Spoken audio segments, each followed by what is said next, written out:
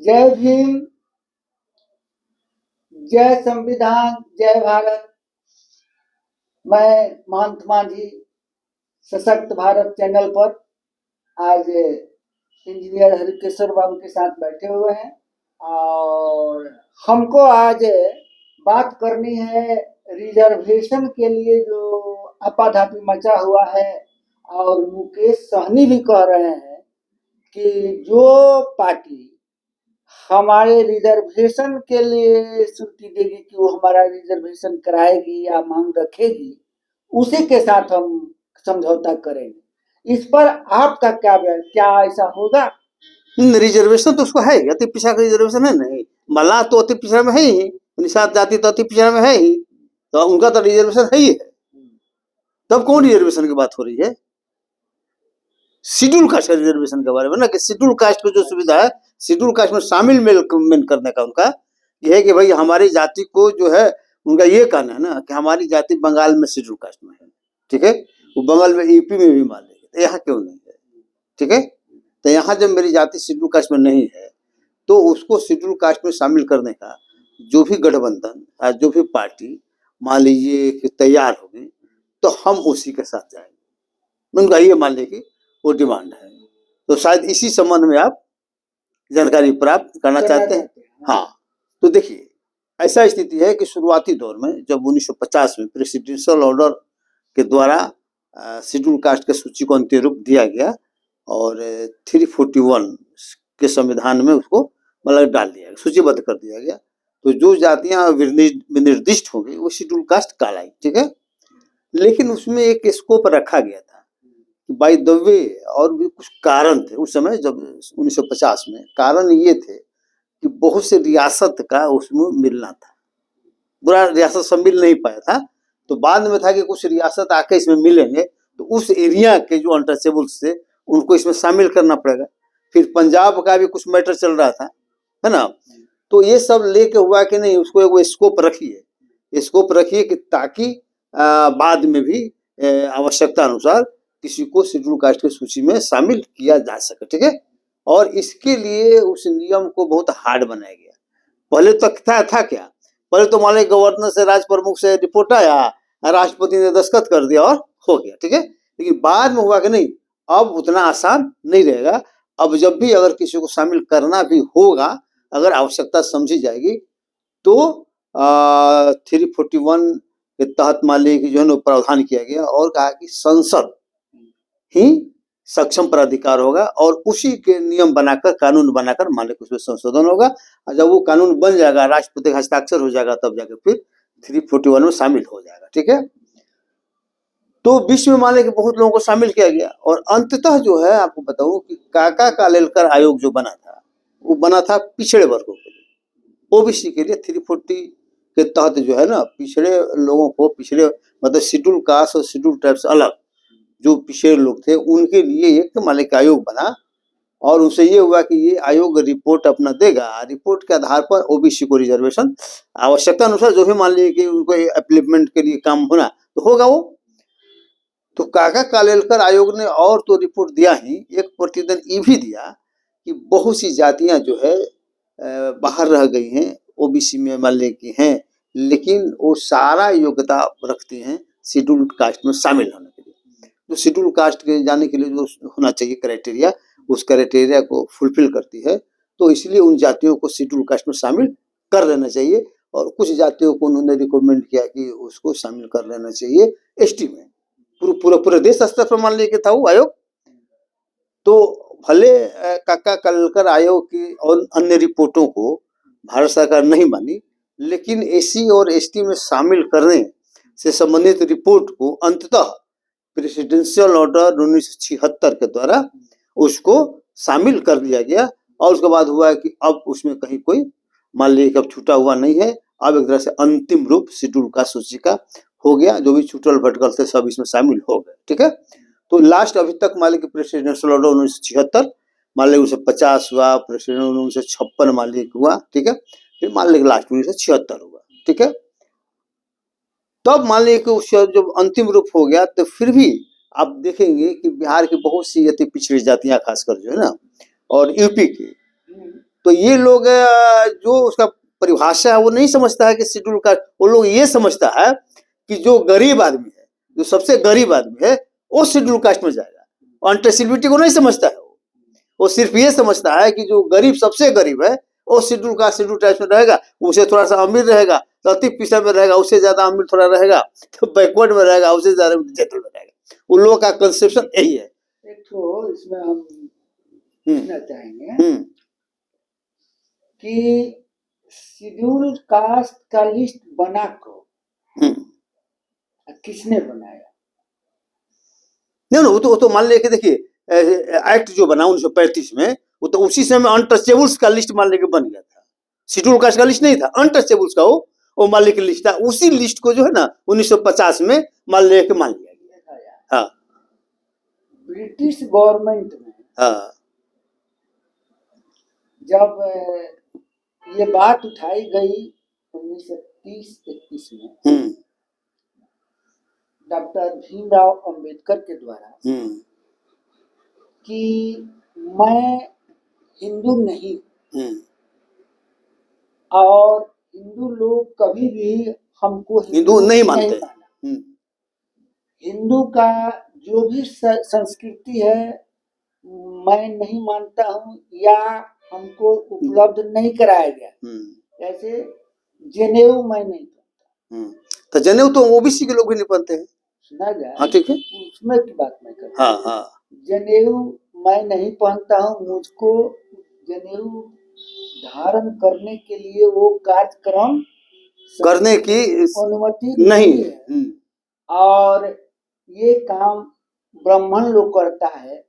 हम तो अछूत हैं, हमसे तो तुमको छाया से भी हमको ठीक है, हम जानवर से भी बदतर है। मेरे साथ व्यवहार जानवर से भी बदतर किया जा रहा है। ठीक है, तो ये जो आजादी मिल रही है ये तो इनको मिल रही है, हम तो गुलाम इनके और बदतर हम हो जाए।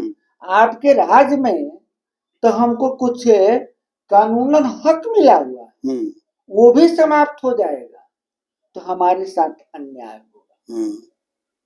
इसका हिंदूवादियों ने विरोध किया, कहा कि नहीं ऐसा नहीं होगा। हिंदू में 4 वर्ण है, सबके साथ है, सबका कैटेगरी निर्धारित है और उस तरह से हमारे यहाँ सम्मान मिलता है। बताया गया शादी विवाह मरण धरण सब में सबको एक साथ हम लोग करते हैं। जैसे कोई मरता है उसको मुखाग्नि देना है तो हम लोग रहने से लेते हैं, है ना। इस तरह से उस अपना इसे दिया, जस्टिफिकेशन दिया कि हम सब का मालिक उसमें जरूरत है, सबका हाँ। तो इसी पर डॉक्टर भीमराव अंबेडकर ने कहा कि ये कहते हैं कितना सच्चाई इनमें और कितना सच्चाई उसमें, इसका एक स्थल निरीक्षण किया जाए, है ना। इसी के लिए माने ब्रिटिश इंडिया ने जो संसद है उसने एक कमेटी बनाई और उस कमेटी का नाम दिया गया साइमन कमीशन। साइमन कमीशन तो 1928 में आई थी ना। उसको आना था अभी 2 साल बाद, लेकिन 2 साल पहले उसको आना पड़ा, है ना। हाँ। पहले आ गया। अच्छा, तो वो आ गई, मैंने उसको आना था 30 के बाद 2 साल पहले आई, जिसका यहाँ पर विरोध किया गया। साइमन कमीशन गो बैक नारा लगाया गया। हाँ, उसी में नारा लगा था, इसका विरोध किया गया। तो इन लोगों ने विरोध किया, लेकिन डॉक्टर अम्बेडकर का विरोध करेंगे, नहीं किए। तो उन्हीं के पहल पर मतलब के शायद उसी ने डिप्रेस्ड क्लास कर करके एक लिस्ट बनाया जो शेड्यूल कास्ट का लिस्ट है। वही बाद में मान लेकर उसी शेड्यूल कास्ट को परिणत हो गया। तो उसमें जिनके साथ में दुर्व्यवहार किया गया, अनटचेबिलिटी का मान लेकर वो भी जैसे जो भी नहीं दुर्व्यवहार में अनटचेबिलिटी जिनके साथ रहा और उसके कारण पिछड़ गए। सिर्फ देह से छुआ नहीं, ना देह से छुआना नहीं ना, उसमें वर्णन जो है मैं कह रहा हूँ। हाँ, कि जिनको कि सार्वजनिक तालाब कुआं पोखर में जाने का हक नहीं, मंदिर में तो प्रवेश का कभी नहीं रहा। अच्छा, जिनके साथ रास्ते पर चलने पर उनके साथ में पीछे में झाड़ू बना रहता है या गर्दन में, इस सारी चीजों को ठीक है। दिया गया।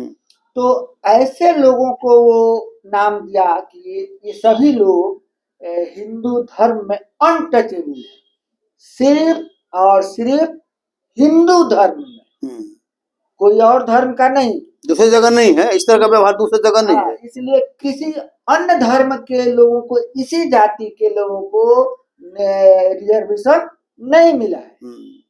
अच्छा, ये लिस्ट एक बना है जिसको शेड्यूल कास्ट का लिस्ट कहते हैं। उस वक्त डिप्रेस्ड क्लास करते हैं, और डिप्रेस्ड क्लास का रखा था बाद में। बात जो आप कहे वो सही बात है कि British government India, British India government में कुछ जो राज्य हैं, रजवाड़े हैं, वो शामिल नहीं थे। उस समय नहीं हो पाए थे, नहीं हुए। मतलब उनमें भी वो लोग अलग अलग अपना राज चला रहे थे और उसका टैक्स देता था जो उस पर लगाया गया था, ये इस तरह से।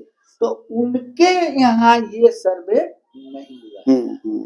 ये बात आपका कहना एकदम सही है, वो सर्वे नहीं हुआ था, जो छूट गया था। उन्हीं के लिए मान लीजिए थोड़ा सा उसमें व्यवस्था रखा गया था कि अगर आ जाएं तो उनको जांच करा के उसमें हम लोग शामिल कर लेंगे। काका कलेक्टर के रिपोर्ट में वही सब आया था, जिसका समाधान 1976 में हो गया। अब तो मान लो उसमें कहीं कोई गुंजाइश मान लीजिए कि रही नहीं। ठीक है, हाँ, नहीं, ठीक है। तो जब हो गया, इसके बावजूद भी जो कि लोगों के दिमाग बता रहे हैं कि जो खासकर अति पिछड़ी जातियां हैं, उनको लगता है कि भाई शेड्यूल कास्ट में बहुत से लोग हैं, उससे हम लोग गरीब हैं, आर्थिक तुलना करता है। तो जो वो शेड्यूल कास्ट का सुविधा ले रहा है तो हमको क्यों नहीं मिलना चाहिए, उसको ये नहीं मालूम है। लेकिन जैसे जैसे लोग समझ रहा है, जब हम लोगों ने बताया कि नहीं, कि आप अनटचेबिलिटी का शिकार जो नहीं रहे हैं वो शेड्यूल कास्ट में नहीं है, और जो अनटचेबिलिटी का शिकार रहे हैं वही शेड्यूल कास्ट में है, और उस जाति के आधार पर नहीं है। ये कोई कहता है कि जाति के आधार पर, तो मान लीजिए कि मतलब दुसाध होना शेड्यूल कास्ट में शामिल होने की गारंटी नहीं है। ठीक है, धोबी होना शेड्यूल कास्ट में शामिल होने की गारंटी नहीं है। यही वजह है कि आप देखेंगे कि बहुत से स्टेट में एक जाति शेड्यूल कास्ट में है और दूसरे जगह नहीं है। मतलब जहां पर अनटचेबिलिटी का व्यवहार इसके साथ हुआ वो शेड्यूल कास्ट में हो गया, और जहां अनटचेबिलिटी का व्यवहार नहीं हुआ वहां शेड्यूल कास्ट में नहीं हुआ। इसीलिए 1935 के कानून में जिन लोगों को शामिल किया गया है, वही लोग जो है आजादी के बाद भी संविधान के अनुसार मिले थे। और वही देखिए ना, जिससे मान लीजिए बंगाल में देखिए कि मल्लाह शेड्यूल कास्ट में है, बिहार में नहीं है। इसका मतलब कि बंगाल में मल्लाह के साथ अनटचेबिलिटी का व्यवहार हुआ था, यहाँ नहीं हुआ था। यहाँ का धोबी का है, अब वहाँ नहीं है, महाराष्ट्र में नहीं है, कर्नाटक में नहीं है, बंगाल में भी नहीं है। राजस्थान में जाइएगा तो धानुक जो यहाँ जाती है, तो धानुक मान लेगा वहाँ शेड्यूल कास्ट में है, यहाँ मान लेके नहीं है। और तमिलनाडु में जाइएगा तो कहाँ जाति शेड्यूल कास्ट में है, यहाँ नहीं है। तो इसका मतलब है कि जाति से शेड्यूल कास्ट में शामिल होने का कोई मतलब नहीं है। गरीबी से भी कोई गरीबी से नहीं है, न जाति से मतलब है। उसका लिए सिर्फ एक और नहीं है, न पढ़ा लिखा से, वो सिर्फ अनटचेबिलिटी से मतलब है जो, हाँ, और जो अनटचेबिलिटी का शिकार रहा है उसी को। तो चूंकि अनटचेबिलिटी का व्यवहार 1950 से खत्म कर दिया गया संवैधानिक रूप से, इसीलिए दूसरा रिजर्वेशन बैकवर्ड क्लास के रूप में दिया गया है, जो कि शैक्षणिक रूप से, सामाजिक रूप से पिछड़ा, उसको अलग से, मतलब SC/ST के अलावे, जो SC/ST के अलावे भी उनके साथ भी व्यवहार दूसरे तरह का था, लेकिन अदर था। उनके साथ जैसे मान लीजिए कि अब शेड्यूल कास्ट के साथ व्यवहार अनटचेबिलिटी का नहीं है, शेड्यूल कास्ट में नहीं, नहीं आता, तो उनके साथ दूसरे तरह का मान लीजिए दुर्व्यवहार हुआ। क्या शेड्यूल नहीं है? हाँ, नहीं है, बनना स्टेट का है ना, अभी बना है स्टेट। शेड्यूल नहीं है, हाँ, शेड्यूल नहीं है। कास्ट का नामकरण उसमें जोड़ा घटाया जा सकता है। हाँ, तो स्टेट को पावर है। हाँ, इसमें तो कुछ है ही नहीं है, इसमें नहीं है। हाँ, तो खैर मान लीजिए कि उनका मुकेश सहनी का मान लीजिए जो डिमांड है एक तरह से रिजेक्ट करने योग्य है, इसलिए कोई पार्टी तरजीह भी नहीं देती है। डिमांड हर कोई करता है, डिमांड कर रहा करना, है, हाँ हाँ, लेकिन करने से नहीं होता है। कानून के दायरे में जो आएगा वही होगा, लेकिन उसके चलते समाज दिग्भ्रमित होता है, समाज का मतलब ऊर्जा बर्बाद होता है। जो काम सही ढंग में लगना चाहिए था वो उल्टे दिशा में मान लेके जाता है। तो इसलिए ऐसे लोगों को, खासकर नेताओं को बचना चाहिए। क्या बचना चाहिए एकदम, नहीं तो उनका न इधर करेंगे। अब मान लेते हैं कि कोई पार्टी नहीं दी तो कहीं नहीं जाएंगे। कहाँ जाइएगा, तब अकेले रहिए, झाल बजाइए। तो खैर चलिए, तो आज तो मान लिया कि इतना ही हो गया। जय भीम, जय भारत, जय संविधान। चलिए।